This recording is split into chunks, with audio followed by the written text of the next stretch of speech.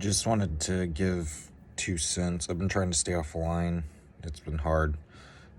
Just wanted to give my 2 cents about the whole Smokeable ban. After watching the video today of the hearing, I was able to make an accurate assessment of the situation with the industry and essentially what is going to be taking place in the next couple of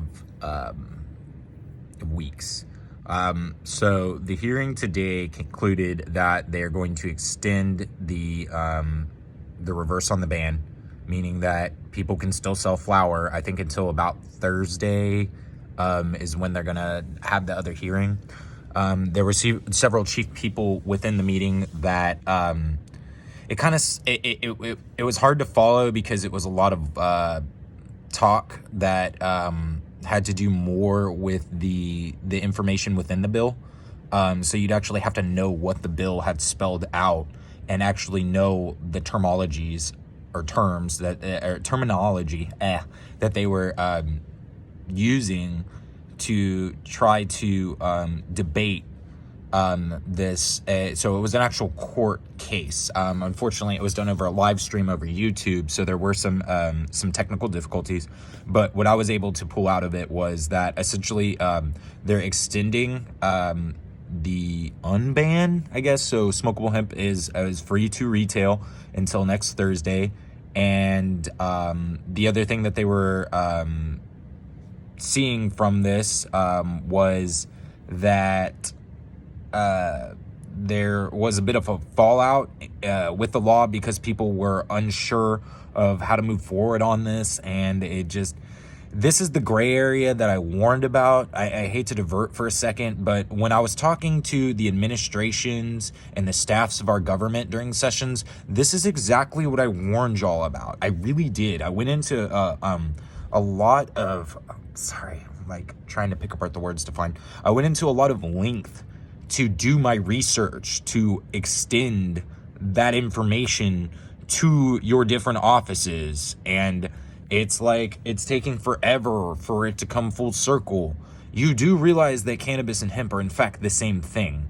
There's a wonderful book known as The Emperor Wears No Clothes by Jack Hare. It explains in detail with cited history. You can go to that book. It's got newspaper articles. It's got magazine articles. It's got interviews. It's got everything you know to build that foundation for you so you understand what's at stake when it comes to the cannabis and hemp debate, that they're actually the same thing, and that the whole argument is really farce. And now we're trying to define what is smokable hemp, what is going to be just flower, what is going to be just this, what is going to be just that.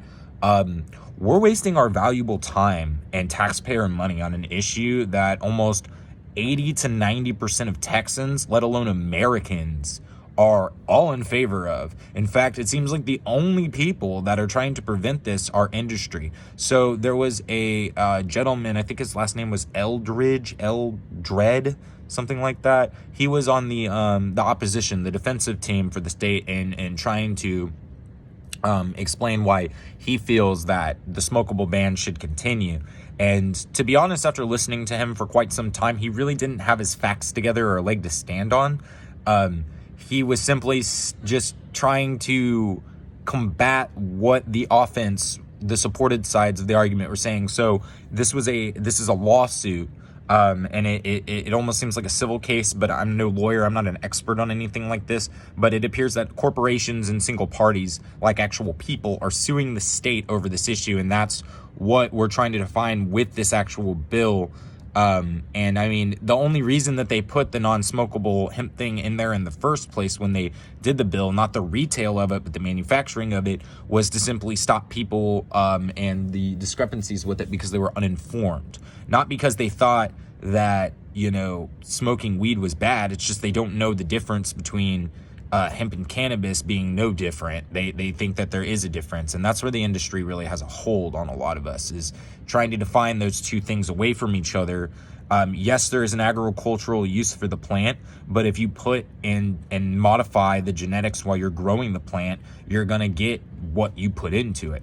If you want long fibers and you want it to be really tall and it not to bud, there's a way to do that. If you wanted to grow those flowers and get that medical property, there's a way, high THC ratios and whatnot, and high CBD ratios, and THCA and CBG and CBN.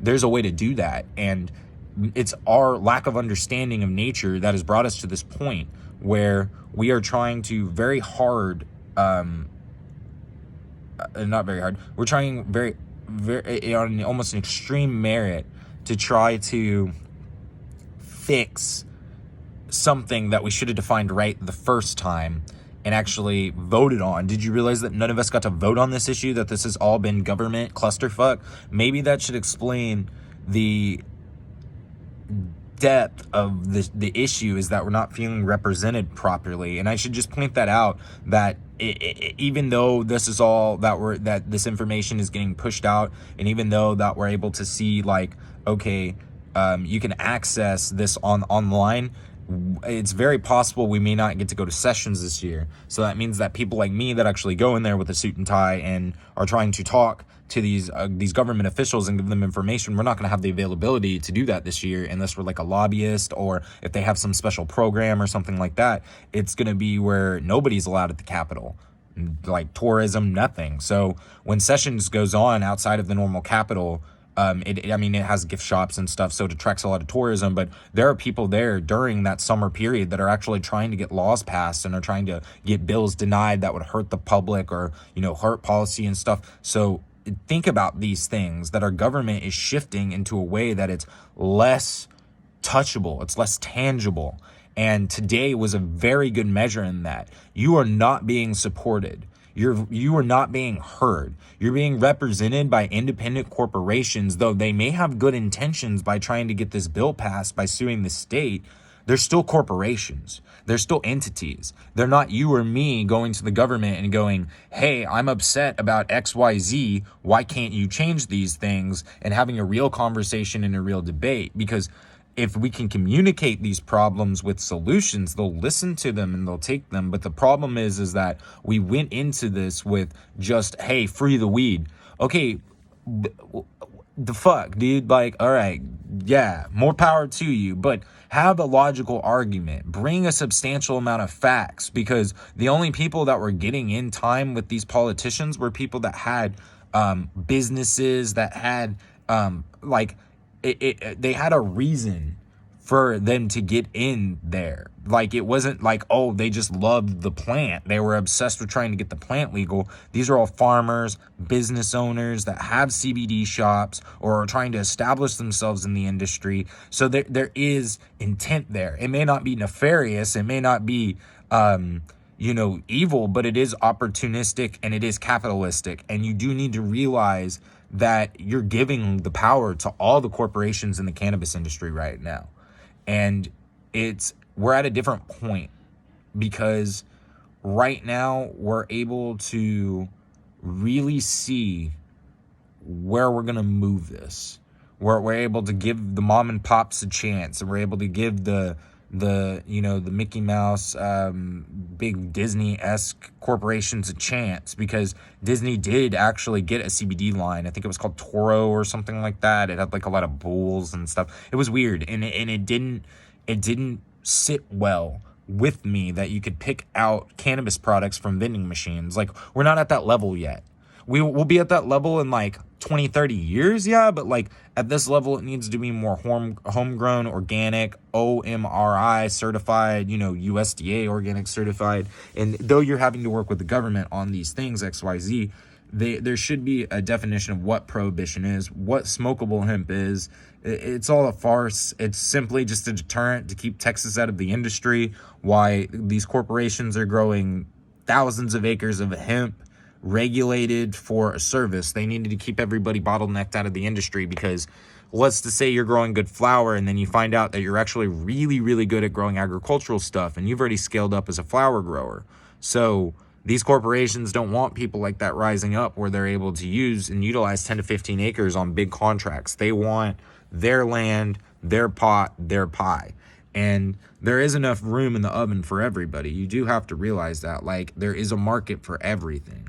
So with the smokable hemp band, it's still, you can still sell those products. And with the relation to the bills and the laws, the federal government is about to establish how they feel about this month as well. So while Texas is nitpicking at all this bullshit, the actual federal government is deciding banking laws and establishing the ranks. So Texas, remember, you are being distracted right now. People in the industry in Oregon and in fucking California and even in Colorado, they're laughing all the way to the bank. Hemp is a joke to them. They grow and they don't have any merit on, like, yeah, they have to get testing, but like their testing is a slap on the wrist. It's $100 to their best friend who works at a lab that can tell them whatever they want to hear. So I mean, like, the whole industry is all smoke and mirrors. It's very much like the music industry with hip hop, and you know how you got dudes with stacks of ones and the fucking camera. It's the same thing. It's just a different element. You're dealing with a very like it's a plan. It's been a plan for a very long time. It's been set up since like 1913 that these people were able to trickle the economics a certain way, and class and race, and keep all these issues, you know, among the public, and us fighting and using the media as manipulation. But most importantly, keeping you away from the most powerful agricultural resource and commodity. Let me rephrase that.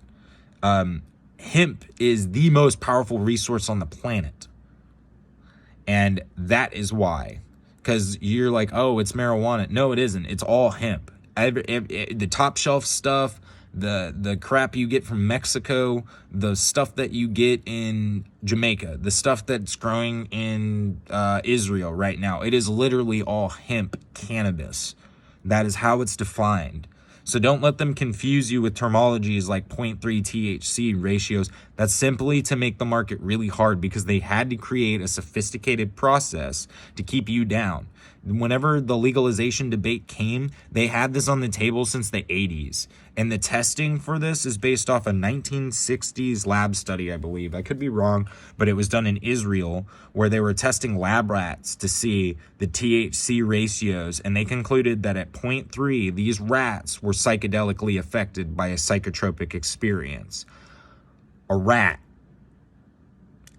is literally like a small animal. Very similar genetics to a human, but a very small animal. That means that its body weight is less than 5-10 pounds at the most. I don't know any rat that's more than 10 pounds. That's like a small cat. So 0.3 THC would in fact affect something with a brain this freaking big and could fit in the palm of my hand. However, a person weighing over 120 pounds, I weigh 130, 0.3 doesn't affect me at all. I'm a skinny dude, but the reason it doesn't affect me is because your body weight and your body fat and your body density and the amount of proteins you have in you and XYZ, all these factors affect how cannabis affects you, the absorption rate, ingestation period, did you eat an edible, did you smoke it? These things define how THC binds to your body. So it goes without saying that, like, they're basing their argument off lab rats. First off, that's animal abuse, and second off, the fuck, like, there's no logical. Then okay, if you're using lab rats, then you'd have to use body weight appropriation. Okay, so they weigh like 5 pounds, so you'd have to measure it up. So that's like 5 to 10 milligrams of THC would affect a human in a psychotropic psychedelic experience. Absolutely, a 5 milligram chocolate can fuck a person up. So think about that. Like, there's a reason that they put the 0.3 thing on everything. And I really wanted to clarify. I'm going to keep this under 15 minutes, but I just had to state all these things on the table and put this out to socials, because it's imperative. We're where we're at with everything right now. Remember, federal government's voting on this, the state government's about to vote on this, and then you have where they just they're deciding how to even handle the banking and all this. So it's a three-faced combo. So talk to your legislator, email them, harass them, however you can to get them on the bill. and make this a people's issue. We need to vote on this. And that's all I'm going to say about that.